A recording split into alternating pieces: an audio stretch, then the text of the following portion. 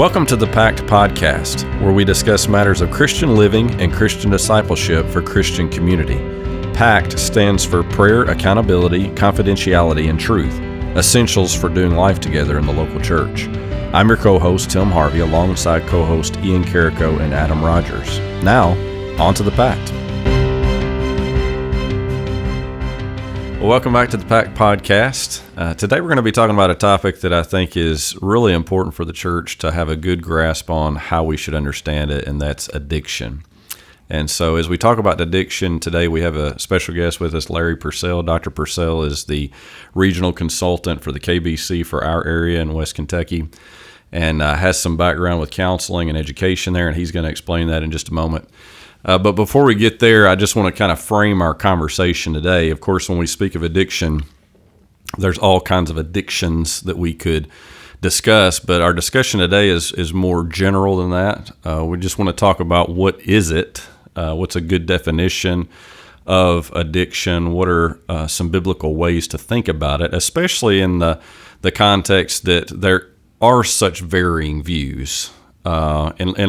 For example, there might be some when it comes to addictive behavior that say this is just choices that you're making.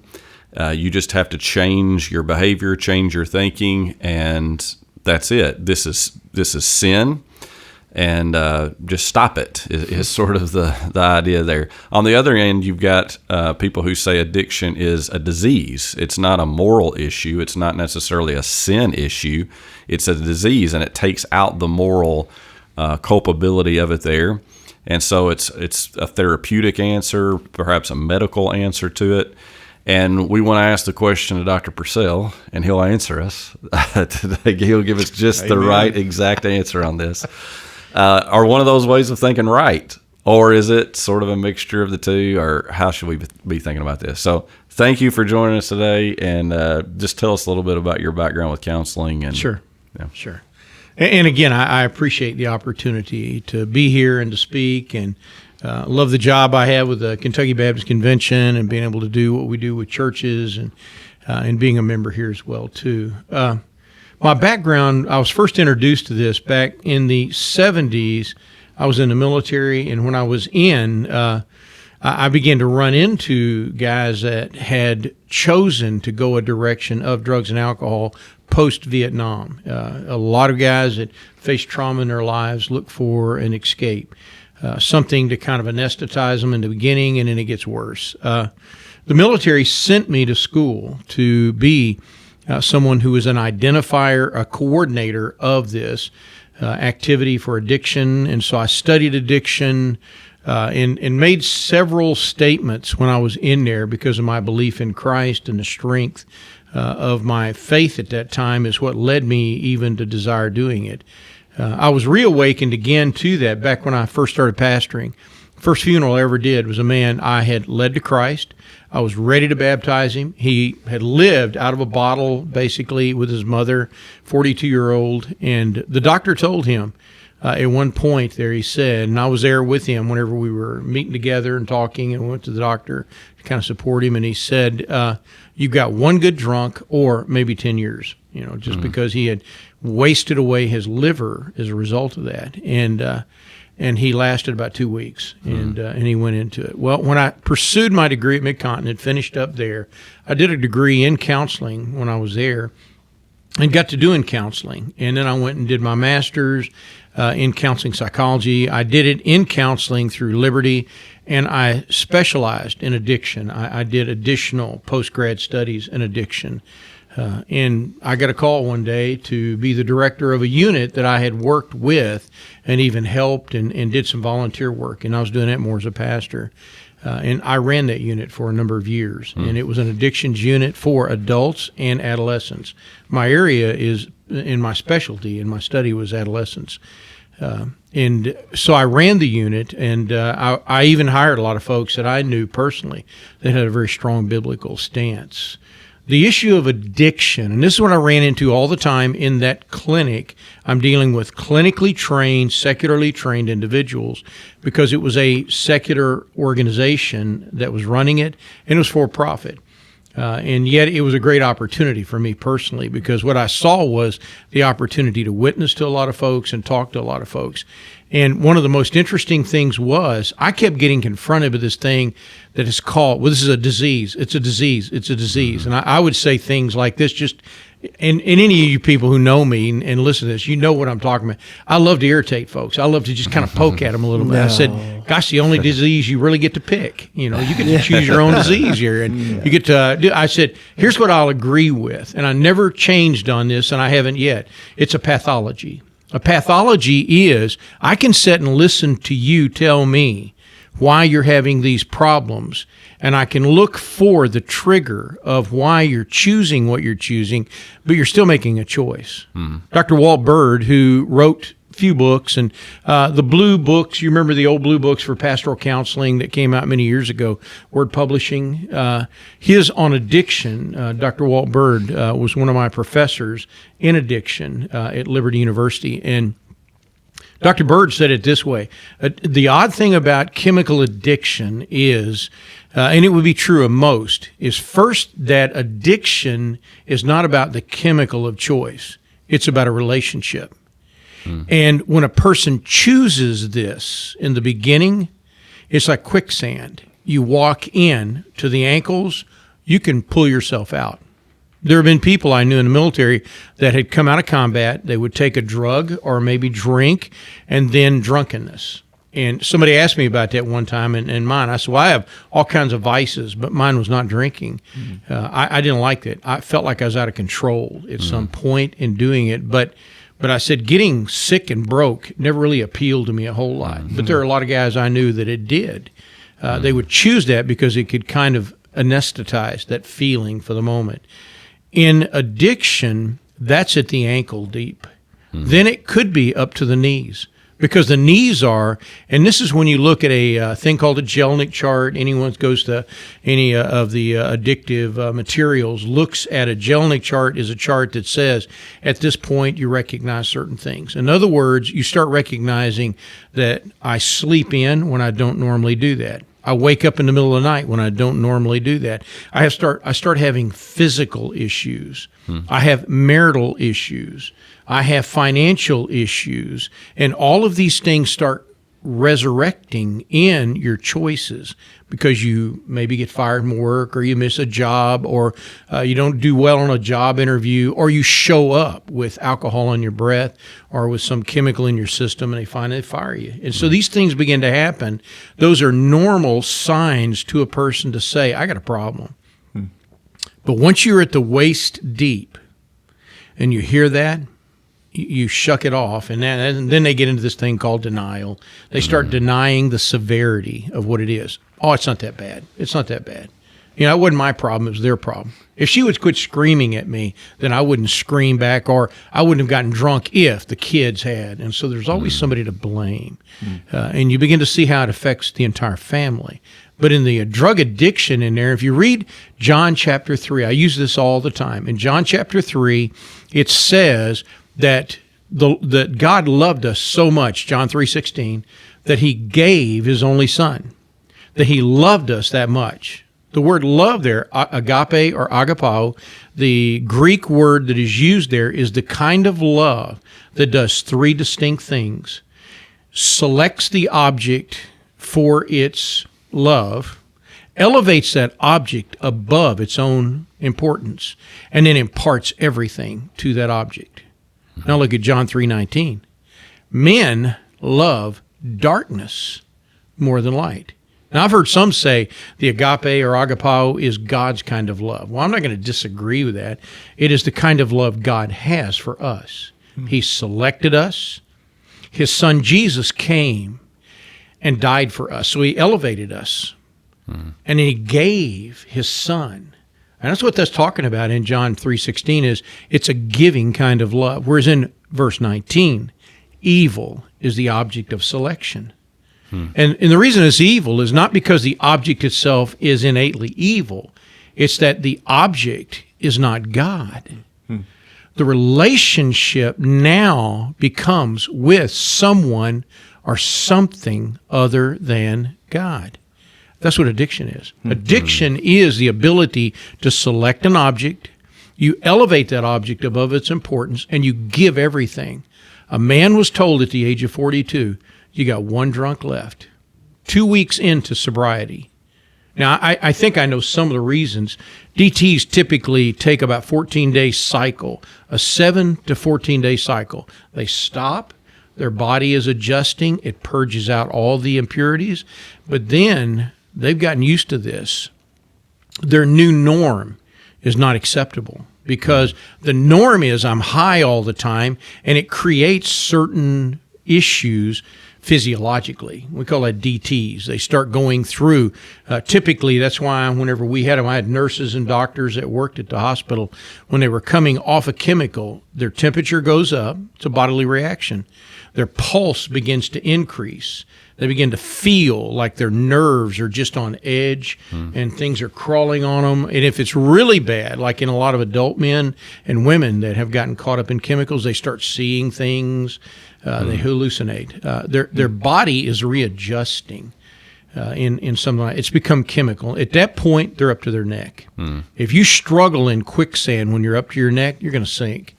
You're going to do it on your own. And the reason is because God did not design us to walk this journey alone. And they've swapped their relationship to valuable persons in their life and the Lord himself for a chemical. What's crazy about that is I've seen that same young man I was talking about that I got to lead to Christ and got to work with and was there when he died.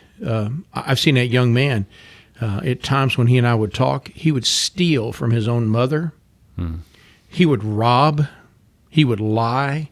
He would do anything because the most valuable relationship he had was with alcohol. And it could be alcohol or any other chemical at that point. That's a really neat correlation, relationship. Because even as you were talking about it, I was thinking with our relationship with God, how we are meant to be, it's primarily, as far as our relationship to him, one of dependency. Yeah. You know, we are not called to add anything to God, but we are called to depend upon him. And when we exchange that relationship, it becomes a dependency upon something else, which makes perfect sense with what you're saying. But so it's not a disease, or not just a disease, or I know that we can get into the technicalities of the words. But where do you think, where did that come from? The idea, why do you think that if it's not best to describe it as just a disease, why is it being talked about that way? You know, there's a point that you have to, you're being philosophical at some point. We all are at some point. Even medical science, they're being philosophical. If you're really talking about a pathology, now I'm looking at something that I can intervene in, and I can do an intervention in some way to work through. But if I'm talking about a disease, our time of looking, and I would have to show you some of the materials, but the old materials that were written that are used today by Alcoholics Anonymous, and they've got a long track record of doing a lot of good things. So I'm not here to throw a rock at them at all. In that, I think, though, what they do a lot of times is that Bill Wilson and the persons who wrote the book on the Big Book, AA Big Book, Bill Wilson was using the Oxford groups out of London, England, and out of that he was using a set of people coming together, confessing, feeling better, and in walking. And so he began to use that, and it morphed away from, as our society began to be more secularized, it moved away from God to the God of your choice. It moved away from into a philosophical view. And our world is in a day and time to where we're wanting to say to somebody, and I think that's what they're doing out of a heart of love. I don't believe it's otherwise. I don't think it's a manipulative thing. I think is they're just loving folks to the point of saying, I don't want to blame you for it, because they keep getting pushback all the time as you do that. I think that's what I've wondered, that word blame or culpability.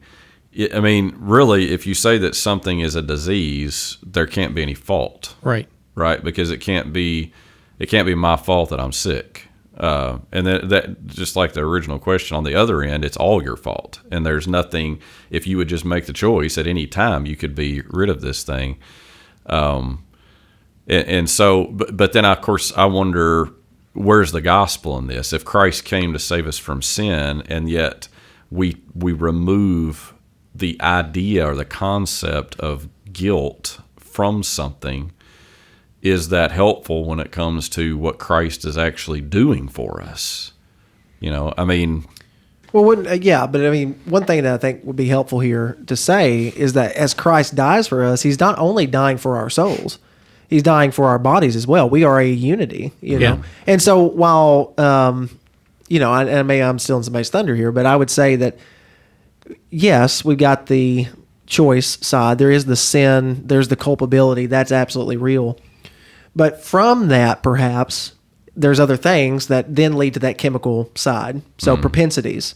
This is Adam speaking now, since this is a podcast, I'll just make it clear. I've got a terrible voice to listen to, so you probably already know. This is my opinion here.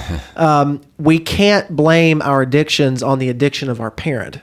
But that doesn't mean we don't have propensities towards their same, this is the same thing they dealt with. Yeah. For one, it's a learned part of the behavior.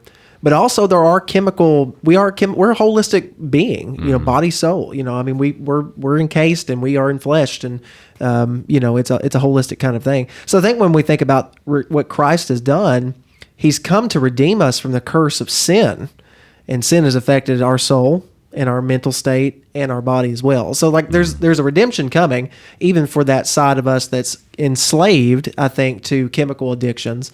But it's not to solely blame. Would you agree with that, Larry? Yeah, you got anything to add I think there?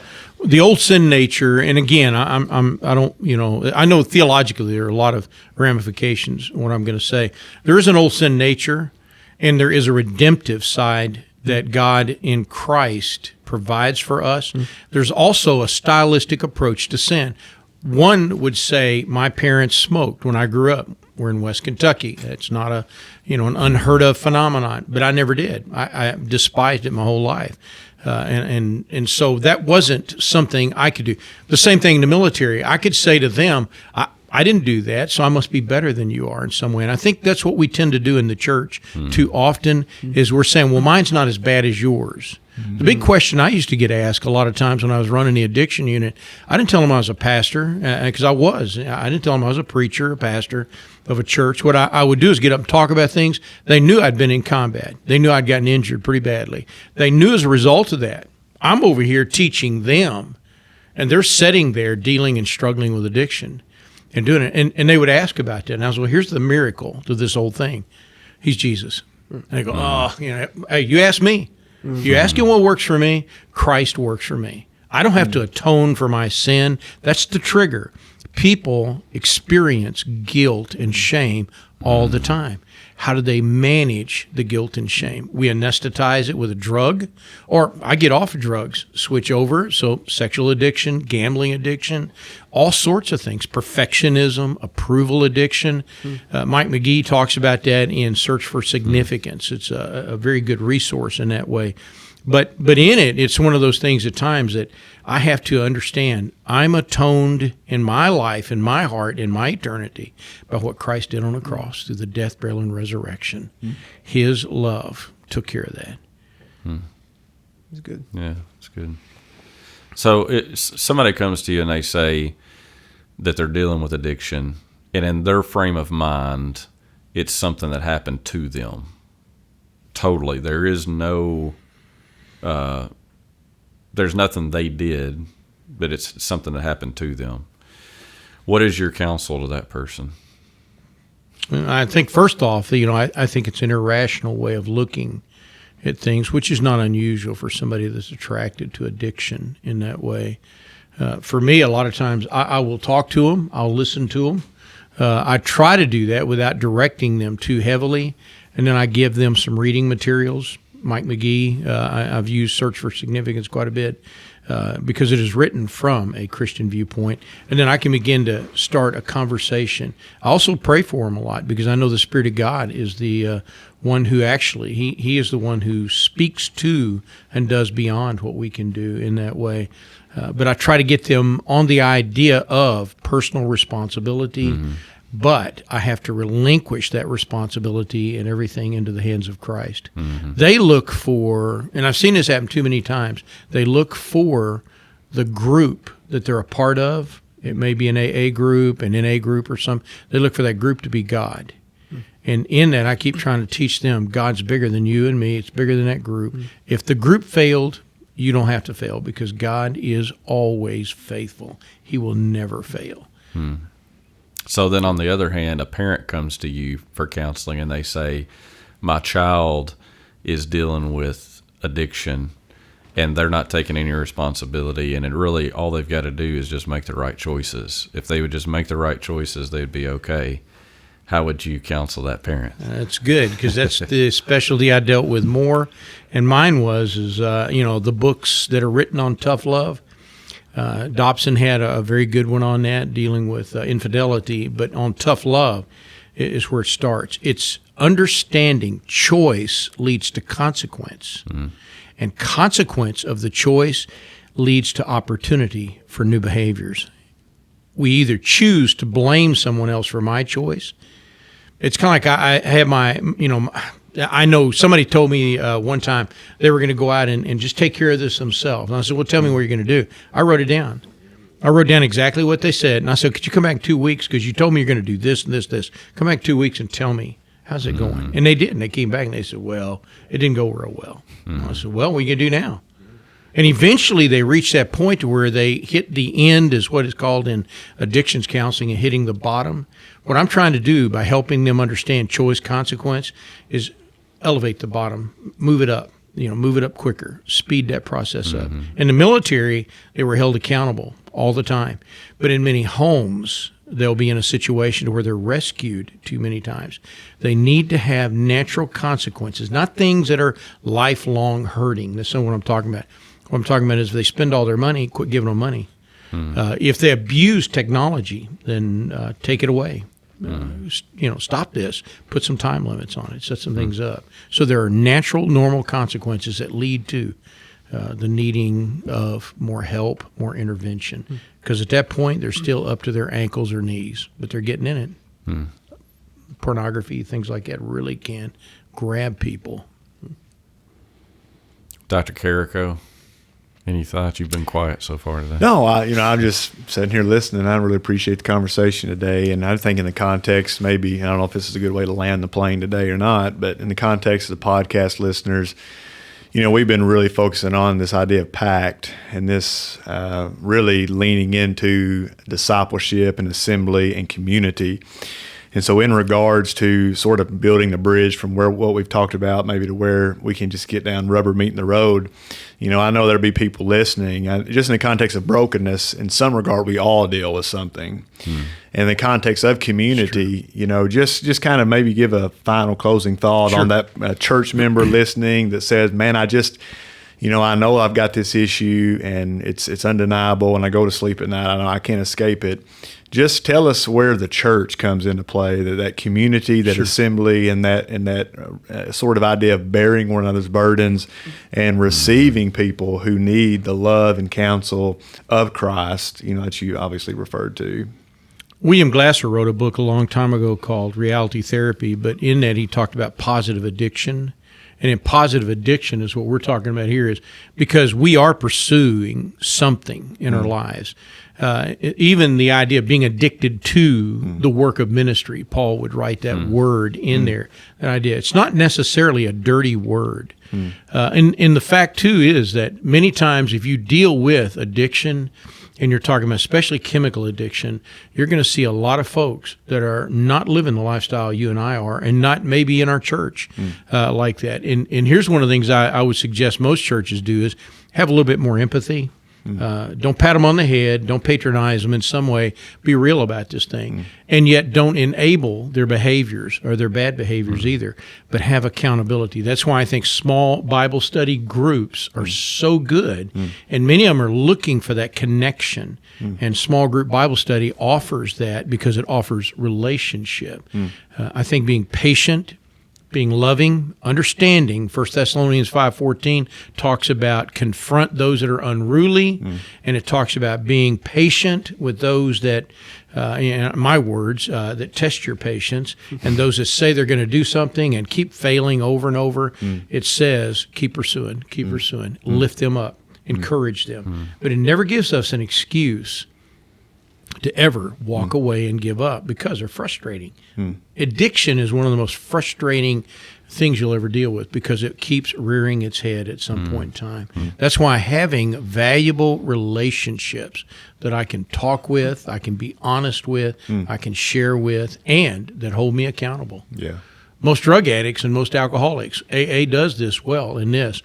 Yeah. If you try to tell them you don't have a problem, I guarantee you there's going to be some old guy in there who's going to call you a liar, and he's going to call you out right then. He's going to talk to you. He's going to be honest with you. Yeah.